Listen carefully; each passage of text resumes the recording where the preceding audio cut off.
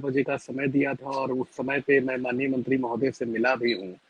और मेरी जो मुख्य रूप से जो विषयों पे चर्चा हुई है, उन विषयों को मैं बताना चाहता हूँ। एक्चुअली जी। एचआरएमएस पोर्टल पे बहुत सारे ऐसे बिहार अध्यापक नियुक्ति नियमावली के शिक्षक हो या विशिष्ट शिक्षक हो, हम्म। जिनके वेतन में बहुत तरह की विसंगतियां आज भी उत्पन्न पड़ी हुई है। उन विसंगतियों को लेके आज हमने चर्चा किया, जैसे उनका हाउस अलाउंस जो है, उनको ग्रामीण क्षेत्रों में टीआरई 1 के शिक्षकों को या टीआरई 2 के शिक्षकों को जो पदस्थापित किया गया था, तो उनका हाउस अलाउंस 4% ही उनको मिल रहा था। उनको महंगाई भत्ता जो है 50% ही मिल रहा था, और जी। जबकि होना चाहिए था 55% उनका महंगाई भत्ता होना चाहिए था। हाउस अलाउंस उनका ग्रामीण क्षेत्रों में 5% होना चाहिए था और शहरी क्षेत्रों में 8 से 10% के आसपास में होना चाहिए। तो यह जी। जो टेक्निकल परेशानी आ रही थी, जिसके चलते शिक्षकों का जो वेतन जो जा रहा है, वो वेतन कम जा रहा है। उनकी हम्म। वार्षिक वेतन वृद्धि का भी लाभ उनको नहीं मिल पा रहा था, जबकि 2015 में यह नियमावली भी बनाई गई थी कि प्रत्येक 3 बरस पे एक इंक्रीमेंट जोड़ के उनको दिया जाएगा। तो जी। जैसे शिखा जी, मेरी उस समय भी चर्चा हुई थी कि 6 से 9, 9 से 12, 12 से 15 और बाकी जो एक और इधर इंक्रीमेंट है उसको जोड़ के उनको दिया जाए। तो इन सब विषयों पे मैंने माननीय शिक्षा मंत्री जी का ध्यान आकृष्ट किया। दूसरी बात थी कि उनका जो प्रोन्नति का विषय था, आपको ज्ञात होगा कि 2020 में एक सेवा शर्त नियमावली बनाई गई थी।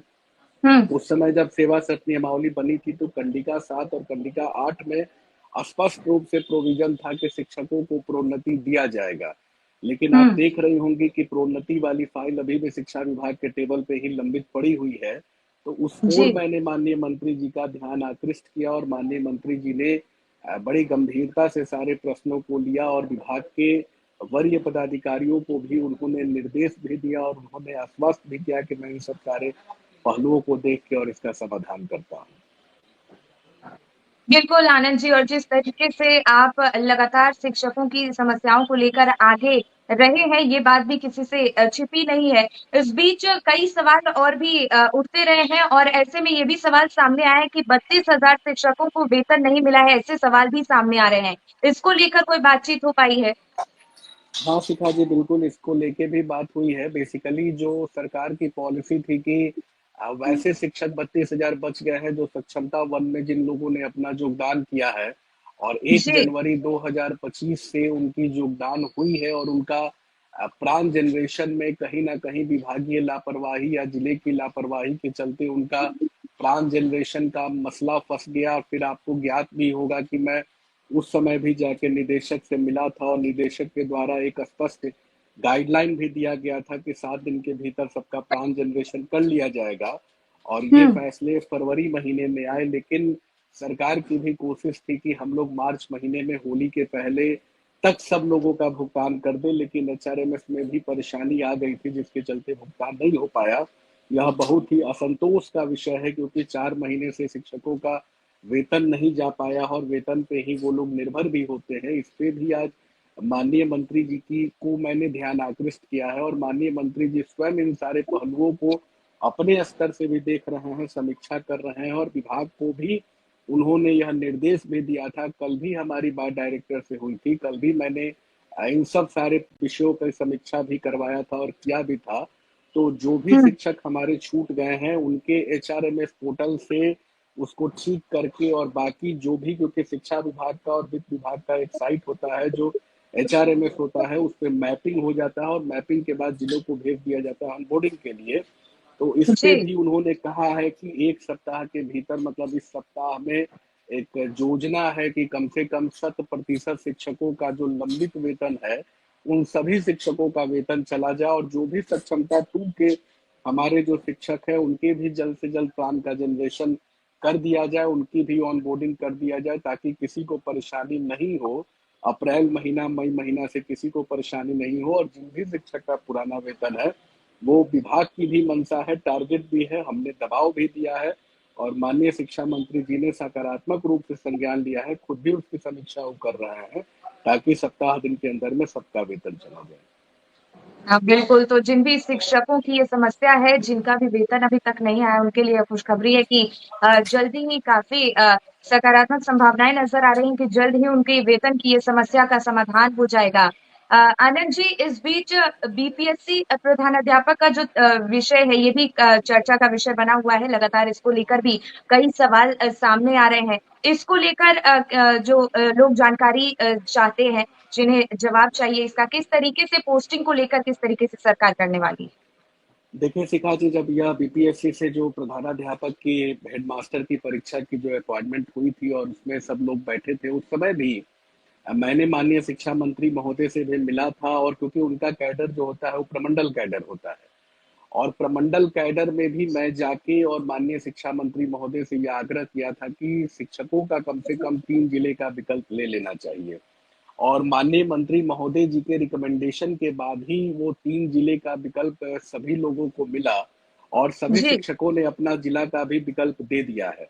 और माननीय मुख्यमंत्री महोदय ने भी अभी 10 दिन पहले, जब वह नियुक्ति पत्र TR3 का दे रहे थे, माननीय मुख्यमंत्री महोदय ने स्वयं भी घोषणा किया था कि अप्रैल महीने में इन शिक्षकों को नियुक्ति पत्र हमारे द्वारा दिया जाएगा, जो प्रधानाध्यापक है या हेड टीचर के रूप में जिनकी अपॉइंटमेंट हुई है।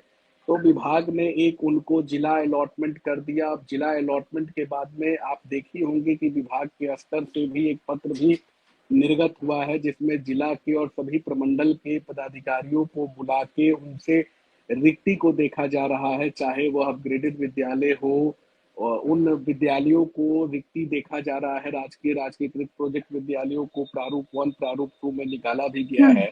तो विभाग अपने स्तर से सारी चीजों की समीक्षा भी कर रही है, देख भी रही है। और ऑलमोस्ट यही निर्णय हो रहा है कि 9 तारीख के बाद हम लोग, संभावनाएं बन रही है कि हम लोग प्रखंड का भी विकल्प, 3-3 प्रखंड का विकल्प भी हेडमास्टर में लेंगे, और तब जाके फिर उनकी भी पदस्थापन करेंगे। और मैक्सिमम लोगों का कोशिश यही है कि उनको जिला मिल जाए। हेड टीचर में तो प्रखंड का विकल्प लेने की बात तय हो भी चुकी है, और हेडमास्टर वाले के स्वरूप अभी बन रहे हैं, क्योंकि उनका कैडर प्रमंडल था और अब जिला उनको आ गया है, और जिला भी जल्द ही उन लोगों को अलॉट कर दिया जाएगा। और इसी महीना में माननीय मुख्यमंत्री महोदय जी के द्वारा ही उनको औपबंधिक नियुक्ति पत्र दे दी जाएगी। विभाग के द्वारा दिलवाया जाएगा, माननीय मुख्यमंत्री महोदय के कर कमलों से ही होगा। और सरकार का भी यह मंशा है, विभाग की भी मंशा है कि जल्द से जल्द उनका विद्यालय भी अलॉट हम लोग कर दें। बिल्कुल, आनंद जी, बहुत-बहुत धन्यवाद आपका इन तमाम महत्वपूर्ण जानकारियों को हम तक पहुँचाने के लिए और दर्शकों तक पहुँचाने के लिए, और जिस तरीके से लगातार आप एक्टिव मोड पर नज़र आ रहे हैं, शिक्षकों की तमाम समस्याओं को, चाहे वो प्रमोशन का मुद्दा हो, स्थानांतरण का मुद्दा हो, हाउस रेंट का मुद्दा हो, या फिर बीपीएससी प्रधानाध्यापक का मुद्दा हो, तमाम मुद्दों को लेकर आप लगातार एक्टिव नज़र आ रहे हैं। बहुत-बहुत धन्यवाद आपका कशिश न्यूज़ से खास बातचीत और करने के लिए।